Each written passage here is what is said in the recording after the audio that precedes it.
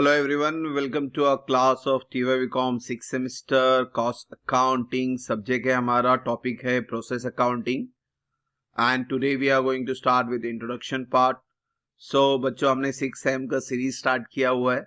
Cost accounting करेंगे, financial accounting करेंगे, topic wise पूरे सम सॉल्व करेंगे हम लोग और सारे वीडियो को आपको लेक्चर वाइज देखना है. तो इंट्रोडक्शन है यानी लेक्चर नंबर 1 है, ठीक है.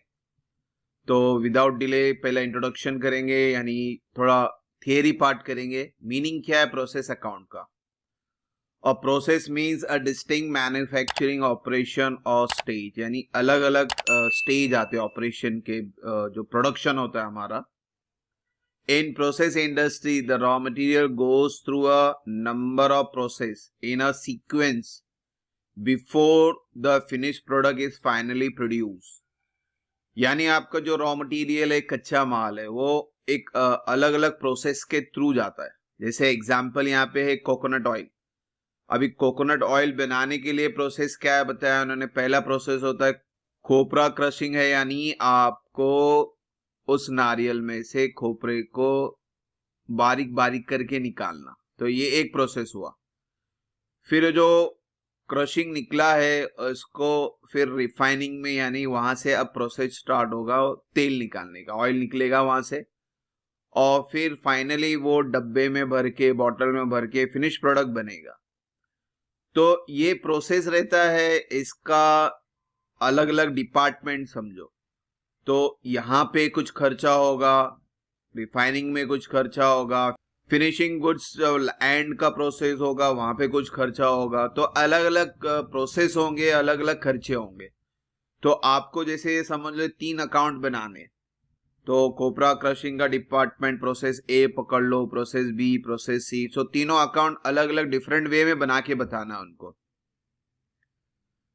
प्रोसेस कॉस्टिंग यानी process costing is a method of costing used to find out the cost of product in each process.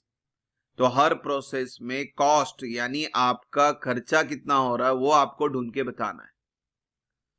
Process cost when the production process such that good are produced from sequence of continuous और repetitive operation और process, the cost incurred जो हुआ during a period is considered as a process cost.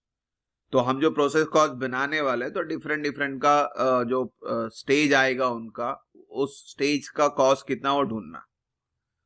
Simple है. The process cost per unit is derived by dividing process cost by number of unit. यानी आपको process cost को number of unit से divide करेंगे तो cost per unit आएगा. तो ये सीपीयू जो हमको निकालना है, इसके अंदर ये भी एक पार्ट है, क्योंकि यहाँ पे सिर्फ आपको अमाउंट कॉलम भी नहीं, आपको यूनिट कॉलम भी बताना है. तो ये चैप्टर के अंदर ये चीज आपको समझनी है. आगे देखते हैं बच्चों. एप्लीकेबिलिटी एंड नेसेसिटी, कहाँ जरूरत है, कहाँ अप्लाई होगा. देखो process costing is applicable to several mining process है. माइनिंग का एक प्रोसेस होता है. मैन्युफैक्चरिंग, पब्लिक यूटिलिटी इंडस्ट्रीज है, एग्जाम्पल माइंस है, क्वेरीज है, प्रोड्यूसिंग मिनरल्स एंड ओर्स है. तो ये सब के लिए आपका प्रोसेस लगता है. इंडस्ट्री ऑफ टेक्सटाइल है, केमिकल है, सोप फैक्ट्री है, पेपर फैक्ट्री है. तो ये एग्जाम्पल है.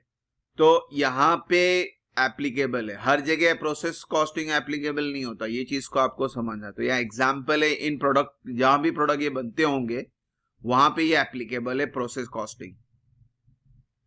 It become necessary to apply process costing to the industry belonging to any of the following category. अगर वन प्रोडक्ट मैनी प्रोसेस है, एक प्रोडक्ट बना रहे हैं मगर उस एक प्रोडक्ट के लिए बहुत सारा प्रोसेस लगता है. A factory may produce a single item through a number of process of department. It becomes necessary to find out the cost of each process or department separately to control wastage etc. तो जब एक ही product बन रहा है मगर उसका process अलग अलग है, तो वहां पे आपको ये जरूरत पड़ती है प्रोसेस कॉस्टिंग की. मैनी प्रोडक्ट मैनी साइकिल, तो बहुत सारे प्रोडक्ट भी बन रहे हैं और बहुत सारा साइकिल के थ्रू जा रहे हैं हम लोग. जैसे बेकरी का एग्जांपल है. Bakery can use the same equipment to produce either bread और केक, है ना. आटा ही है, मशीन भी वही है, तो एक ही आटे से ब्रेड भी बन रहा है, एक ही आटे से केक भी बन रहा है. तो it may produce only bread in one cycle and change over the production of cake in the next cycle. Each cycle is treated as a separate process so as to find out the cost of item produced in a particular cycle or process. फिर आपको many product same process, एक ही process में हम बहुत सारे product बना लेते हैं. जैसे in oil refinery can obtain many joint product such as refined oil भी बनता है, उसके अंदर गैस भी बनता है, स्टीम भी बनते हैं. तो आपका प्रोडक्ट भी बहुत सारे बन रहे हैं, प्रोसेस सेम ही है. मगर अभी जो ऑयलिंग का प्रोसेस है, अभी यहाँ पे मैंने एग्जांपल दिया था पहले आपको कोकोनट ऑयल का, तो कोकोनट ऑयल के भी अंदर प्रोसेस आपके अलग अलग प्रोडक्ट निकल रहे हैं. तो वो चीज को समझना है आपको. Process costing is employed to ascertain the individual cost of each product. तो ये कॉन्सेप्ट है आपका सम करने के लिए. कॉन्सेप्ट समझ में आएगा तो बच्चों सम समझ में आएगा. तो कॉन्सेप्ट के बिना जाएंगे सम में तो फिर बीच में कोई एंट्री आ जाती है तो क्लिक नहीं होती है. तो ये प्रोसेस समझा रहा हूं मैं आपको कि भाई एक ही प्रोडक्ट है या मैनी प्रोडक्ट है, सेम प्रोसेस है. तो वो चीज आपको थियरी जब हम सम करेंगे उस समय आपको बहुत यूजफुल रहेगा. अब अकाउंटिंग प्रोसेस आपका किस तरह से हम अकाउंट बनाने वाले. देखो सेपरेट प्रोसेस अकाउंट बनेगा, process A, process B, process C. उसमें दो साइड होंगे, डेबिट साइड होगा और क्रेडिट साइड होगा. डेबिट साइड में नॉर्मली एक्सपेंसेस वगैरह आएंगे, मटेरियल का खर्चा, लेबर का खर्चा और कोई एक्सपेंसेस या ओवरहेड्स आएंगे. क्रेडिट साइड में तो बेसिकली एक ही एंट्री आती है, जैसा reschedule, sale value of reschedule. तो कोई भी बीच में रीशेड्यूल वैल्यू आप बेच रहे हो तो वो एक एक्स्ट्रा एंट्री आती है. बेसिकली क्रेडिट में तो ना के बराबर एंट्री है. आपको बैलेंसिंग फिगर निकालना है, नेट कॉस्ट प्रोसेस, यानी डेबिट और क्रेडिट को सिंपली माइनस करेंगे तो बैलेंसिंग फिगर आ जाएगा. एवरेज यूनिट कॉस्ट आपको इसमें अमाउंट कॉलम भी और यूनिट कॉलम भी बनाना है. तो अभी बताया था मैंने कॉस्ट डिवाइड बाय यूनिट, तो आपका यूनिट एवरेज कॉस्ट आ जाएगा. फॉर्मेट कुछ इस तरह से बनेगा आपका प्रोसेस अकाउंट का, यूनिट रेट अमाउंट.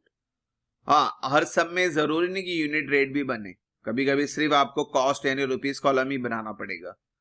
मगर बेसिकली तो तीनों बनने हैं. तो आपको फॉर्मेट में बता रहा हूं, इस तरह से फॉर्मेट बनेगा. देखो पहला या तो इनिशियल स्टेज होगा तो यहाँ पे इनपुट आएगा, और सेकेंड प्रोसेस या थर्ड प्रोसेस या फोर्थ प्रोसेस होगा तो यहाँ पे ट्रांसफर फ्रॉम अर्लियर प्रोसेस. जैसे अगर ये बी है तो यहाँ पे लिखेंगे ट्रांसफर फ्रॉम ए. फिर सारे एक्सपेंसेस लिखेंगे, सेल ऑफ रेशिड्यू आया, एक एंट्री आई तो वो लिखेंगे. फिर डेबिट और क्रेडिट को माइनस करके आपका बैलेंसिंग फिगर आएगा. बीच का कोई स्टेज है तो ट्रांसफर टू नेक्स्ट प्रोसेस, और फाइनल और लास्ट स्टेज रहेगा तो आपका आंसर रहेगा फिनिश गुड्स. तो ये अकाउंटिंग आपको बनानी है, इसको समझना आपको. इसके बाद भी बहुत सारी चीजें आएंगी, जैसे कि वेस्ट एंड लॉसेस वगैरह आएंगे हमारे. वेस्टेज वेट लॉस करके आता है, नॉर्मल लॉस करके आता है. तो ये सेकेंड पार्ट में करेंगे हम लोग. पहला तो बेसिक जो एंट्रियां हैं सम वगैरह वो खत्म करेंगे हम लोग. और manufacturing process is likely to give rise to some waste and losses. तो मैन्युफैक्चरिंग प्रोसेस में वेस्ट भी निकलता है. जैसे आप गन्ने का जूस पीने जाते हो तो जूस निकल गया, तो अभी उसका जो शुगर केन का जो सूखा हुआ पार्ट है तो वेस्ट ही है. तो ऐसे बहुत सारे वेस्ट निकलते हैं, तो उनका ट्रीटमेंट क्या होगा तो वो चीज समझनी है आपको. वेस्ट का मतलब क्या है? वेस्ट में भी इनविजिबल और विजिबल, दिखता भी होगा नहीं भी दिखता होगा. कोई को वेस्ट धुआं बन के निकल जाता है, उड़ जाता है. जैसे गेहूं पिसाने गए हम लोग, तो गेहूं में आटा जब पीसा जाता है तो उसमें जो आटे का हिस्सा रहता है कुछ हिस्सा उड़ जाता है, तो नजर नहीं आता. कुछ नजर आते, कुछ नजर नहीं आते. Invisible waste mean the loss of material by way of evaporation. धुआं बन के उड़ गया, कुछ श्रिंकेज हो गया etcetera. This is also called as weight loss. तो वेट लॉस वर्ड आने वाला हमको सम के अंदर. तो ये चीज समझा रहा हूं वेट लॉस क्यों आ रहा है. As a material physically disappear हो जाता है. Invisible waste obviously has a no sales value. ये wording याद रखना.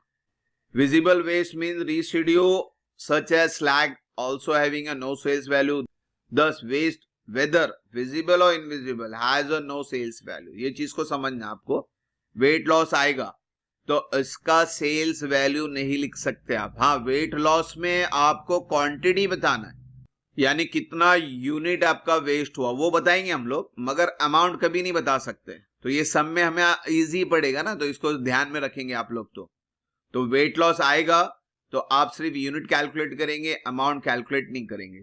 और जो इसका सेकेंड पार्ट है लॉसेस का है, तो लॉसेस में यानी जैसे भंगार हो गया, स्पॉइलेज हो गया, डिफेक्टिव प्रोडक्ट हो गया, मगर ये दिख रहा है तो इसके सम सेल्स वैल्यू है, हाँ, मगर इसका एक्चुअल वैल्यू नहीं मिलेगा। क्या? It's always lower than the cost production. यानी आप जो चीज भंगार हो गई या डिफेक्टिव हो गई तो आपको तो कॉस्ट प्राइस मिलेगा नहीं, उसको कम भाव में बेचना पड़ेगा, तो वो हमारे लिए क्या हो जाता है बच्चों? लॉस हो जाता है। जैसे मेरा डिफेक्टिव यूनिट यहाँ पे एग्जाम्पल दिया मैंने, 100 यूनिट है मेरा डिफेक्टिव, और भंगार की कीमत मुझे सिर्फ और सिर्फ कितनी मिलने वाली? 20 रुपया। तो इसका मतलब मेरा फाइनेंशियल लॉस कितने का हो रहा है? 80 का हो रहा है। तो ये कॉन्सेप्ट आपको समझना है। वेस्ट आया है, वेट लॉस आया तो यूनिट लिखना है, अमाउंट नहीं लिखना है। लॉसेस कैलकुलेट करना है, that is called normal loss, उसको बोलते हैं हम लोग। कि बिजनेस में होता ही है, तो प्रोडक्ट बनते हैं तो कुछ ना कुछ डिफेक्टिव हो ही जाता है, तो उसको आपको भंगार में या स्क्रैप में बेचना पड़ता है। अब ये नॉर्मल लॉस का कॉन्सेप्ट भी समझो, ये भी इंपॉर्टेंट है। नॉर्मल बेसिस यानी normal basis of scrap accounting seeks to enable the management to control avoidable cost by distinguishing between the normal loss and the abnormal loss. एक नॉर्मल लॉस होता है और एक एबनॉर्मल लॉस होता है, ये चीज को समझना। And avoid variation in unit cost due to change in amount of scrap. तो स्क्रैप के वजह से आपका जो रेट है वो बदल गया ना, अभी एग्जाम्पल दिया था मैंने, एक्चुअल 100 का भाव है मगर 20 में बेच रहे हम लोग, तो ये फ्लक्चुएशन ना हो इसलिए आपको ये नॉर्मल बेसिस पे कैलकुलेशन करना है, नॉर्मल लॉस का, एबनॉर्मल लॉस का।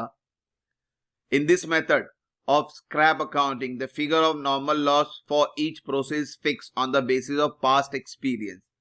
अब यहाँ पे नॉर्मल लॉस का ना रेट आपको क्वेश्चन में दिया रहेगा, यहाँ पे क्या फिक्स बोला है, यानी आपको नॉर्मल लॉस का रेट दिया रहेगा। Any loss above this figure यानी नॉर्मल लॉस के ऊपर जा रहा है is treated as abnormal loss.